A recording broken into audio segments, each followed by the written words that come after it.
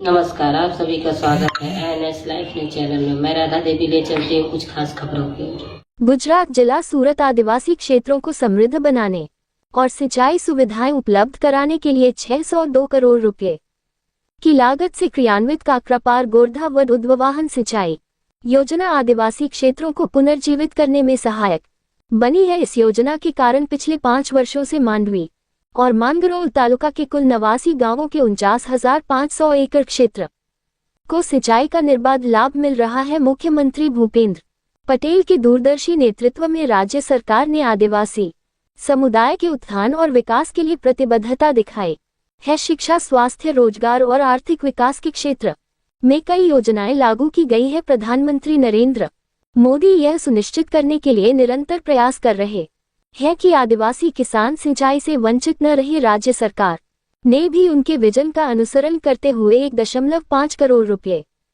की लागत से काकरापार गोरधा व उत्थान पाइपलाइन सिंचाई योजना का उद्घाटन किया। तत्कालीन मुख्यमंत्री द्वारा 2021 में 602 करोड़ रुपए की राशि आदिवासी क्षेत्रों को समृद्ध बनाने और सिंचाई सुविधाओं की उपलब्धता सुनिश्चित करने के लिए स्वीकृत की गई थी। दक्षिण गुजरात के सूरत जिले के मांडवी और मानगरोल तालुका के आदिवासी क्षेत्रों के कुछ गांव ऊंचाई पर और पहाड़ी क्षेत्रों में स्थित थे, इसलिए उकाई बांध और काकरापार वियर जैसी बड़ी सिंचाई परियोजनाओं की नहरें पास में होने के बावजूद ये गांव सिंचाई सुविधाओं से वंचित रहे। इस समस्या के समाधान हेतु आदिवासी क्षेत्रों में जल भंडारण और सिंचाई सुविधाओं के निर्माण के प्रति संवेदनशील दृष्टिकोण के साथ राज्य सरकार ने मांडवी और मानगरोल तालुका में सिंचाई सुविधाएं प्रदान करने के लिए उकाई काकरापार जलाशय पर आधारित एक दूरदर्शी किसान उन्मुख काकरापार गोरधा व अपलिफ्ट पाइपलाइन परियोजना की योजना बनाई है, जिससे हजारों किसान लाभान्वित हो रहे हैं। पहले ये परियोजना केवल उकाई दाएं तट नहर से गोरधा वियर तक थी, जबकि इस अपलिफ्ट पाइपलाइन परियोजना ने गोरधा से मानगरोल तालुका के वड गांव तक अतिरिक्त गांवों के आदिवासी क्षेत्रों को कवर किया है। इस परियोजना के अंतर्गत मांडवी और मानगरोल तालुका के 89 गांवों की कुल 20,040 हेक्टेयर 49,500 एकड़ भूमि को सिंचाई का लाभ मिलता है। मांडवी तालुका की साथाव झील, गामतलाव खुर्द झील, लाखी बांध, ईसर बांध, ईसर कोटा और परियोजना के पाइपलाइन मार्ग में आने वाले मानगरोल तालुका के ईशानपुर कोटा, सेलारपुर, वानकल कोटा, लवेट कोटा, पातालदेवी, नानीफली, मोतीफली, अमरखुटा कोटा, रतोला, वासरावी कोटा आदि को बार बार भरा गया है। दुर्गम पहाड़ी क्षेत्रों में इंजीनियरिंग कौशल का एक अनूठा उदाहरण इस परियोजना में 3 प्रकार की अर्थात माइल्ड स्टील, HDPE और UPVC कुल 237 किलोमीटर पाइपलाइनें बिछाई गई हैं।